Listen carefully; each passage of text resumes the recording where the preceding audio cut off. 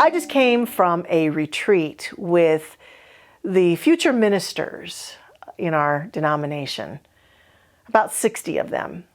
And one of the things that we talked about in our retreat that one of my colleagues brought forward was this concept of toxic positivity. It's been being studied and looked at in the world of self-help and spiritual development. Toxic positivity may seem like oxymorons, but I've really been caught up in thinking a lot about, well, what is toxic positivity? I think we can practice toxic positivity sometimes when we are too positive around the challenges that we face.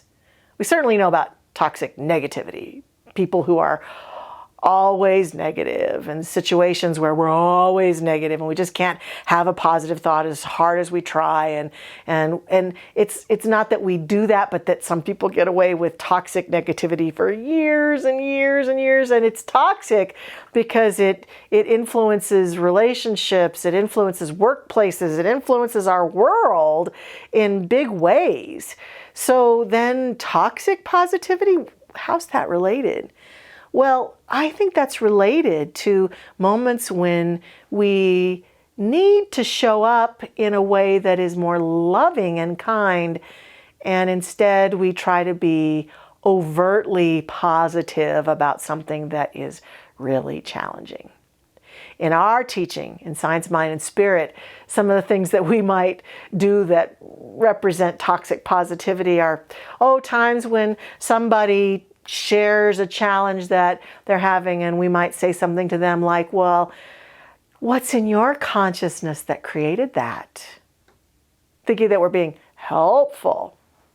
Or we might say, well, you just need to start thinking some happy thoughts about that. Toxic positivity has pushed people away from our life, probably, from our teaching. Yeah, positivity is what we're all about. But there are steps that I think are important for us to take before we get to true positivity.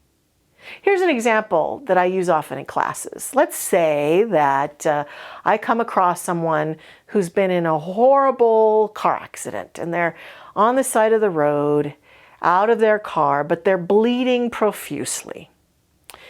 Toxic positivity in that moment would be, as I approach them, I say to them things like, well, gosh, this is a horrible accident. How did your consciousness create this? Or what were you thinking when you had this accident? Or, I know you're sitting there bleeding profusely. Just think a happy thought and the bleeding will stop. We all know those are ridiculous concepts. We would not ever say that. If I came across someone bleeding in the road, I would do my best to help them stop bleeding. I would get help from professionals who could help them stop bleeding. I would get them to a hospital where they could get care. And later on down the road, when they were stronger and better, and if I knew them well and we had a relationship where it was appropriate, we might be able to have a conversation where we could talk about, so what do you think that accident is about in your life? Are you going too fast? Are you not paying attention? We could have that conversation, but not in that moment when they're sitting there bleeding. So you and I walk through our life with people every day who've had their feelings hurt, who've been betrayed, who are heartbroken, who've lost their job, who are struggling with insecurity in some way. Maybe they don't have enough money to eat or are struggling staying in their home. We can fall into toxic positivity sometimes with people who are really sad and hurt and struggling in some way, when we just want to tell them or say to them, just think a happy thought. Just be more positive, rather than stop and be with them and be willing to say things to them like, wow, that sounds really tough. How can I help you? I'm so sorry you're struggling this way. That just sounds like a huge challenge. I'm here for you if you need me. People who are struggling don't benefit from our positive platitudes. They benefit from our loving presence. And so to overcome toxic positivity with other people, it's important for us to remember this and to ask ourselves, what's a heartful response versus a heady response? In our head, when we feel helpless, we may be tempted to be toxic positivity in action. And we do this to ourselves too. I know people who are in this teaching, in this faith, who put this on themselves. They tell themselves when they're sad and struggling, I just need to be more positive. I just need to get over it. When they're not really over it. When they're not really feeling positive. And that's okay. As we've been hearing a lot, it's okay not to be okay, even in science of mind and spirit.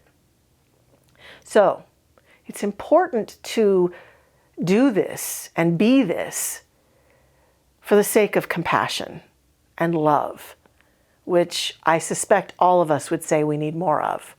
So we need to practice it in our teaching. There are people that they're at a certain place in their journey of challenge where we can say, let's talk about attitudes and let's talk about your consciousness and let's talk about your belief system. Absolutely, that's a part of it. But it has its place and it has its time.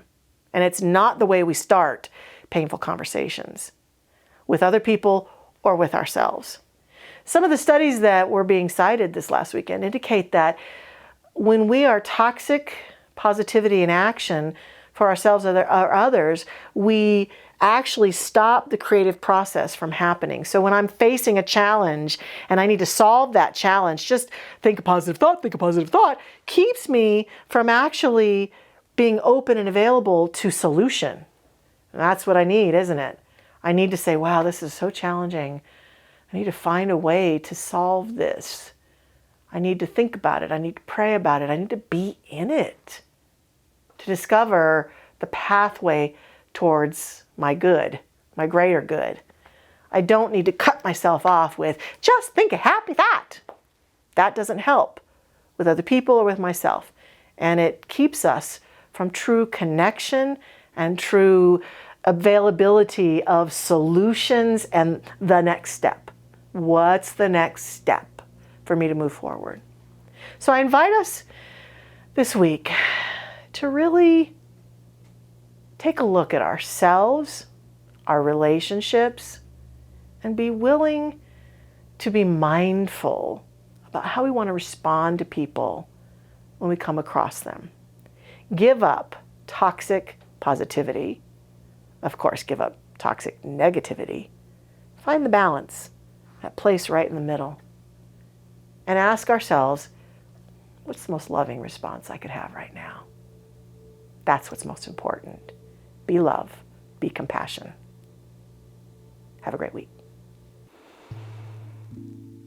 So I turn my attention to that divine light and that perfect awareness that is God expressing itself.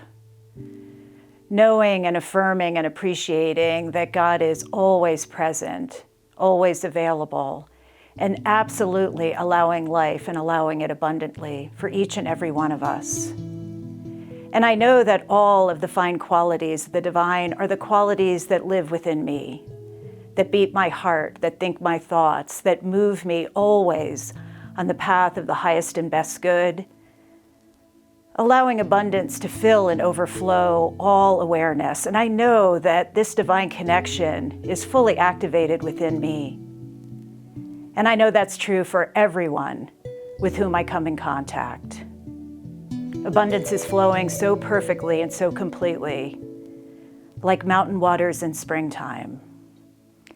And so I know that every heart and every mind is filled and overflowed with the awareness that God is fully present, that God is always providing, that God is our source, and that each and every person is guided into that space of love, of light, of peace, joy, oneness, and absolute wholeness, knowing and affirming that God's expression is our expression.